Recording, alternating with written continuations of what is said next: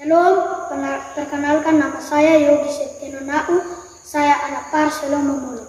Saya akan membacakan firman Tuhan yang terambil dari Injil Lukas pasal 2 ayat 8 sampai 20. Di bawah perikop gembala-gembala.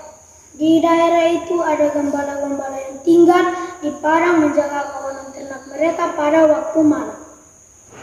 Tiba-tiba berdirilah seorang malaikat Tuhan di dekat mereka dan kemuliaan Tuhan bersinar meliputi mereka dan mereka sangat ketakutan. Lalu kata malaikat itu kepada mereka, "Jangan takut, sebab sesungguhnya aku memberitakan kepadamu kesukaan besar untuk seluruh bangsa. Hari ini telah lahir bagimu juru selamat, yaitu Kristus Tuhan di kota Daud. Dan inilah tandanya bagimu, kamu akan menjumpai seorang bayi dibungkus dengan lampin dan terbaring di dalam palungan."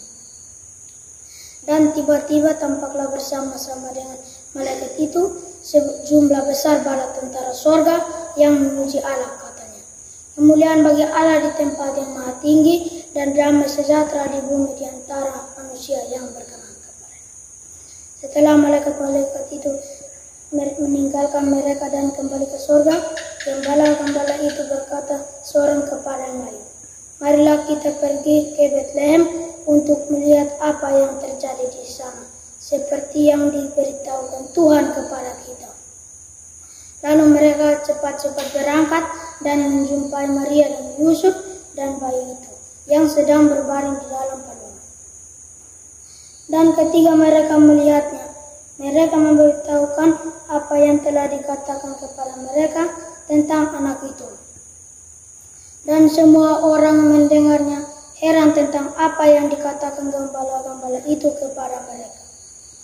Tetapi Maria menyimpan segala perkara itu di dalam hatinya dan merenungkan.